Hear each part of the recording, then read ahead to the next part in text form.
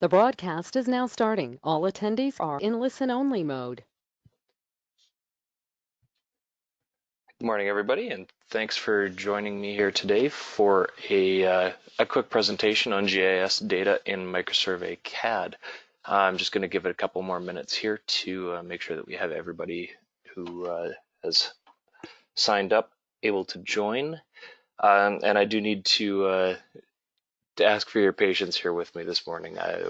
I don't have a co-host here with me this morning, so if I end up fumbling around over a couple of things, I do apologize for that.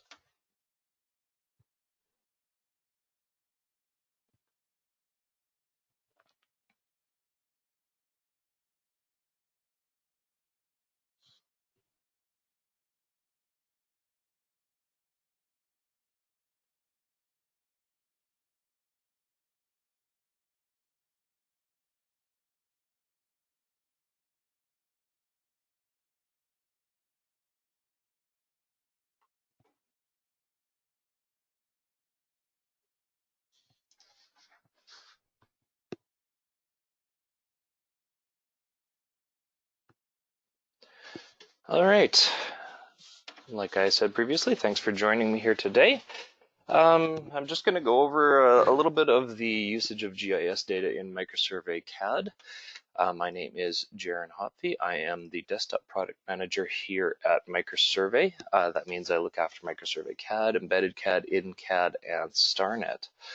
I have about 10 years, a little over 10 years in the geomatics field, and I'm coming up on 2 years here at MicroSurvey. That is me shamelessly showing off my youngest. I do have 3 children, and I apologize if we have any interruptions because of them. I'll try and mute myself and take care of business if I need to, but sorry. To start, supported import file types in MicroSurvey CAD. We have a handful of them here. We've got the Esri shapefile, the GPS exchange GPX file format, Google KML and KMZ file formats, and GeoJSON files. Those can all be brought into MicroSurvey CAD as GIS files. So for expectations when you use the GIS commands, GIS Import is typically going to be what you're going to use most, I imagine. That's going to be to bring in these files. As you can see, you've got the coordinate system data displayed there on the left, and that's just what's found in that GIS file, and it'll help with a few of the selections on the dialog. You can type GIS import in the command line to start the command, or as I showed in the previous slide, you can click on that shapefile import button, and that will first prompt you to select your GIS file type, and then it will bring up this import dialog. And I'm just going to go through the different options on this dialog now. On the right side here, you have a spatial filter. Sorry. The none option will import all features in that file with no filtering at all. I think that makes a lot of sense. The current view is going to import features within that current screen area that you've got shown. So depending on your zoom level and where you are, it's just going to bring in that. And then the define ranges. You can either select a window area, so that's going to be, I mean, it can be a little bit difficult to work with because it doesn't give you any preview of your area, but if you've got a project area that you're working in, you can kind of select the outer bounds of that project area with this command. Or if you have a bounding polyline or several bounding polylines around that work area, you can select those to bring in data within that area as well. Next, we've got the GIS layer name.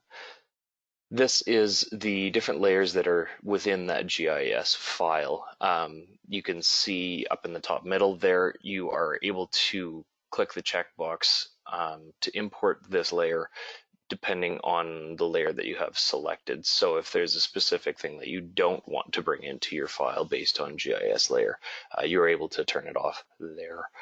Some of these GIS files can get quite large, so it's nice to have different data management tools like that. Following that, we've got the CAD layer name. That is what's going to be drawn in your project.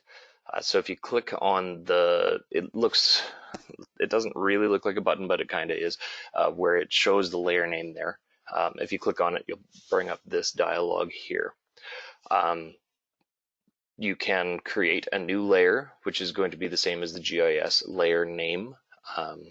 This should create several new layers based on the GIS layers. You can create your GIS files on an existing layer and choose that up at the top. Or you are able to select an attribute from that GIS file to use for your layer name in the project.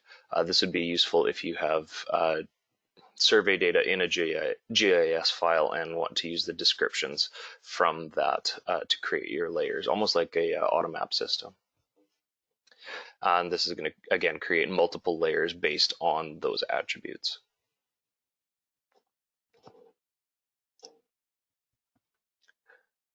Following that, we've got the GIS feature count. It's fairly straightforward. It's just going to show how much data is going to be imported, and that's based on your spatial filters and your various attribute filters. And I'll cover those in a minute.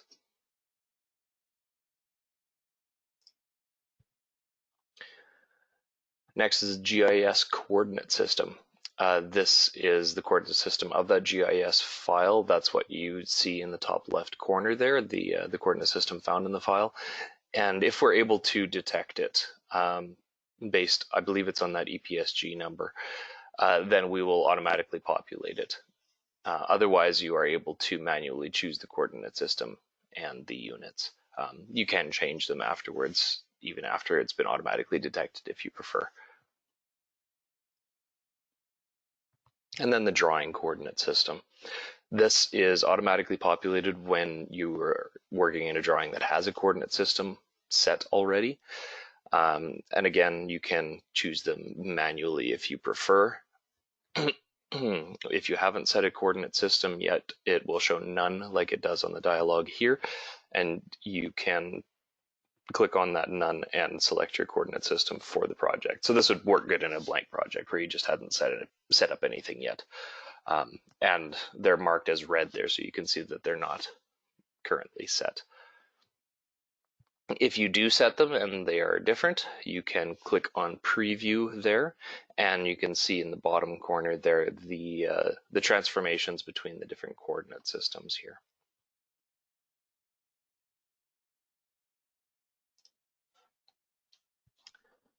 Elevation attributes. This is a relatively new command. I believe we added this last year.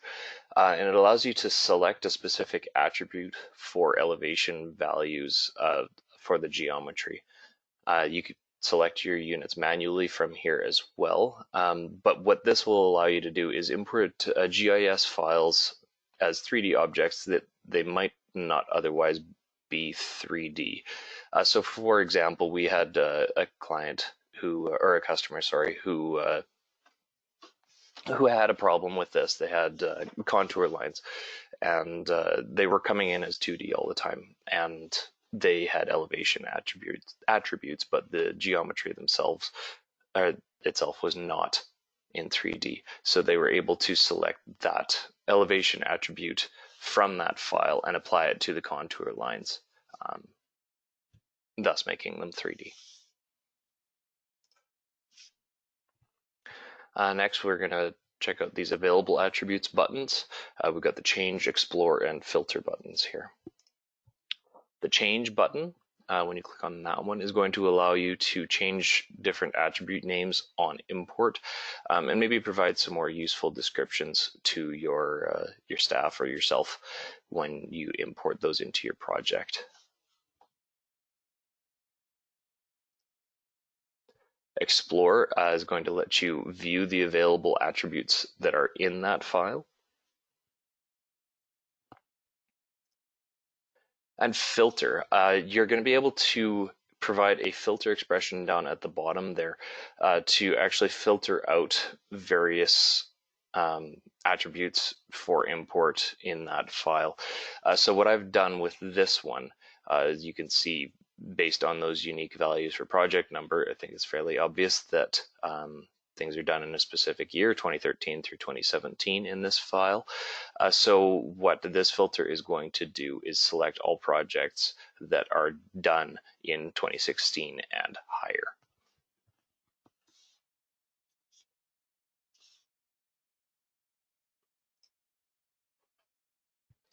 The node settings, when you click on change here, you're going to be able to pick an attribute header, and that's going to be your point ID attribute. And then you're able to pick a description attribute as well for that. And that will take any GIS nodes or CAD points within that GIS file, and it's going to convert them to microsurvey points within the survey database. I have seen this become problematic though. If you have a large number of nodes, it's going to take a very long time to bring them in, just because it has to populate each one in the database, and that can take a lot of time.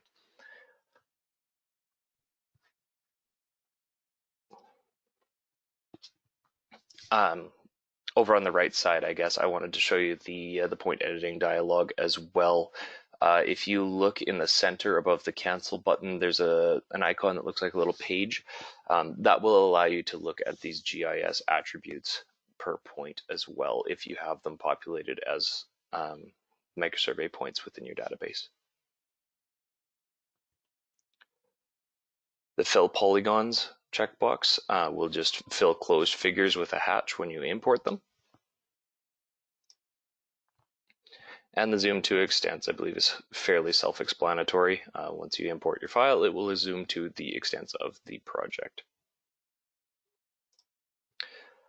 When you're using the GIS functionality, I would highly recommend you use the help file. There are some good descriptors in there, and especially with the filter, it shows you different ways that you can use it, and the way each of those functions in there work. I'm not going to go through every single one of them on here. It would be pretty dry, but if you're looking at doing that, I would recommend you check out the help file.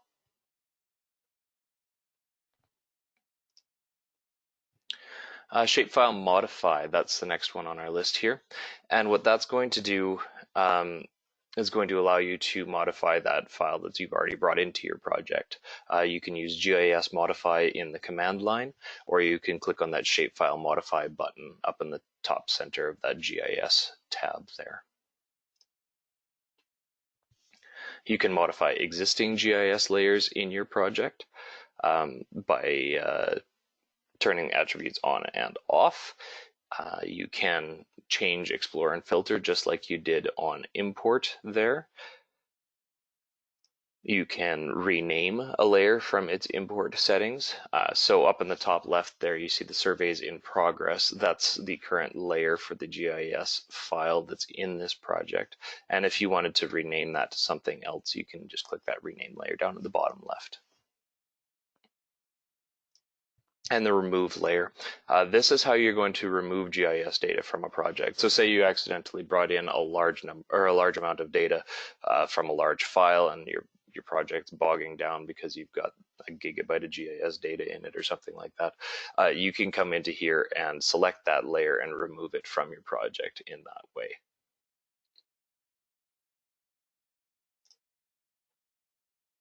GIS attributes or shapefile attributes. This is going to be the same as that explore button. So you can click on that from the right side of that GIS tab up in the corner there, or you can type in GIS attributes. That change attribute settings on the right side of this dialog. I didn't show that before, but that's also in the explore command. That will allow you to turn off and on various attributes to view them there. Just like I mentioned, it lets you see the values for each attribute in the project. And if you click the drop down under the shapefile attributes there, you can find shapefile details.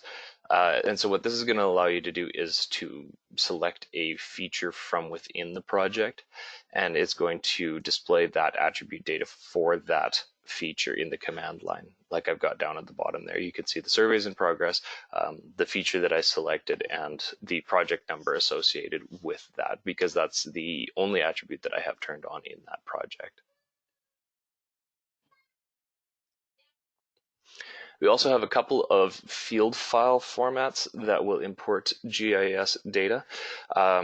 New with the latest version, we can import Leica DBX files into your project with their attributes intact. You can view those individually in an attribute viewer for each point that contains attributes. Again, back in the point editing dialog, if you look at the green little tab, or whatever the thing is called, in the center left, that is how you're going to get at that DBX attributes button, or dialog, sorry. And likewise in the active coordinate editor, in the attributes column there, you can see that same icon there. If you click on that, that will also bring up the DBX attributes dialog. So you can view them all one after another in there and see which file or which points in your project actually contain attributes.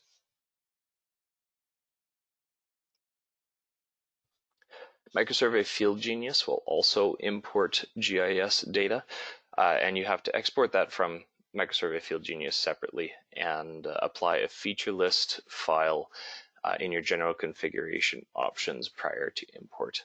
But then the button is very similar in the point editing and the active coordinate editor. I just didn't want to duplicate efforts here.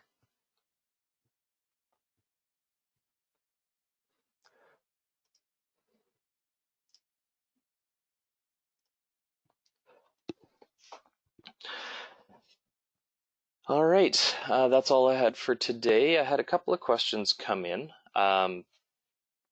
I had somebody ask, they saw the Google Earth KML file at the beginning there, and they're just wondering if that means that they can bring in a KML file that they got sent from a client that has some line work about a project area. And yes, that's absolutely what that means. You can bring it in with that GIS command and set your coordinate system and choose the coordinate system from that file and bring it in to have your project area shown. Say you got a flight path from your client for a UAV project or something like that, you can bring it in that way. And I had one other question here. Somebody asked if we can import or export shapefiles from MicroSurvey CAD. Currently, we cannot export shapefiles from MicroSurvey CAD, but that is something that I am looking at for the future, so keep your eyes peeled for that one.